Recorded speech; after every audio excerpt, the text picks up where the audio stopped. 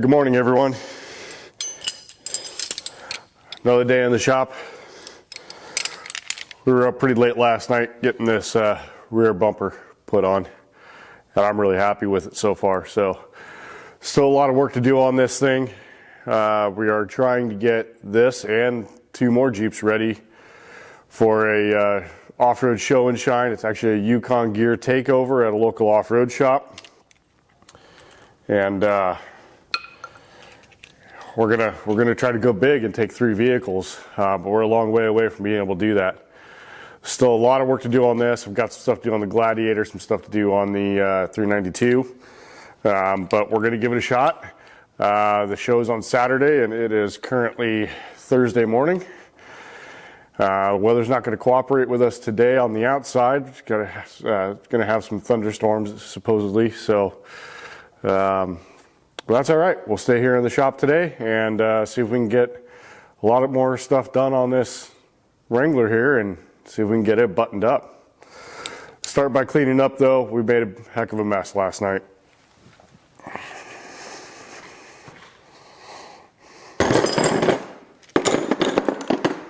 So one of the things I've wanted to do to this Jeep and the 392 for a little while now is to add some chase lights. I really like having the chase lights on the back of the bed rack on the Gladiator.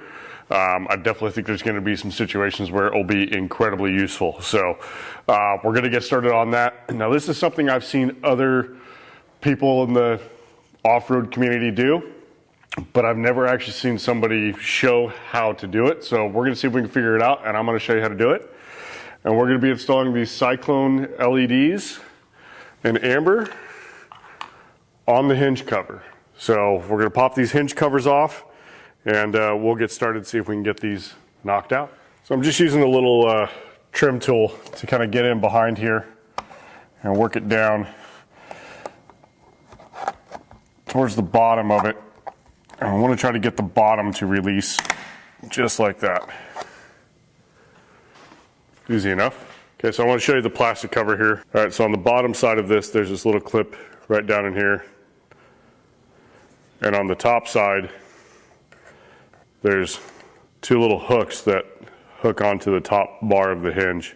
So you just pull that off. So what we're gonna do is we're gonna find the right spot on these where we want to actually mount our KC Cyclones. We'll get those mounted up, and then we can start figuring out the routing of the wires to get everything set and dialed in. So we'll get going on this. All right, so the first thing we want to do is figure out where we want this to set on here. I think there's just kind of really one good spot for it. We'll mark that. We'll go ahead and start drilling these out. Okay, so now we got the holes drilled to actually mount the lights. So the other thing I want to do is I want to run the wire through the plastic. So these Cyclones do have a relief on the backside where you can run it out the backside and flush, but I don't want to do that on this. I want to actually run it directly straight through, basically through a hole, so that it's nice and tidy. So what I'm going to need to do is figure out just exactly where that point is.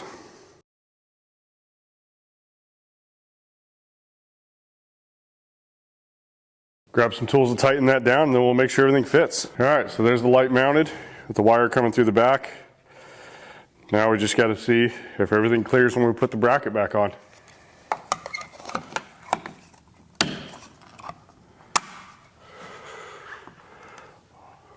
Awesome.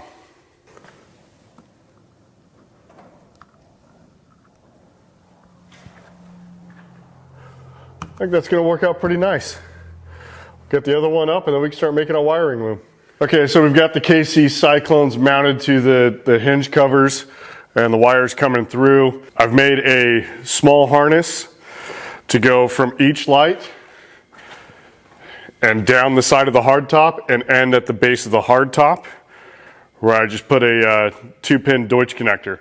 And the reason I did this is that if I ever want to take the roof off, there's a quick disconnect right at the base of where I'd be disconnecting the hard top anyway, and I don't have to worry about winding up this entire wire and cutting it loose from where I'm going to zip tie it and secure it and all that kind of stuff. So this will allow me to run it down to the corner here, have a connection there, and then I'll make another harness to go from this connection all the way up to the front to the S-Pod. So we'll get this in place here and start working on the next harness. All right, so we got our chase lights mounted and our wires run all the way up to the front to the S-Pod, and we can finally start putting the interior back together on this. Now, I didn't remove the interior just to do this. We did a lot of deep cleaning on this thing, which was definitely needed. With 60,000 miles and a lot of off-road use, it was dusty and dirty in there. So we spent quite a bit of time just pulling everything out and cleaning everything real deep clean. And it's going to be so much nicer. So I'm going to get started on putting everything back in. So I've got the carpets, the kick panels, and all the seats still to go back in, and then we can finally get back onto getting the American Adventure Lab stuff put back in. So we'll get working on that here, and I'll show you when it's all back together.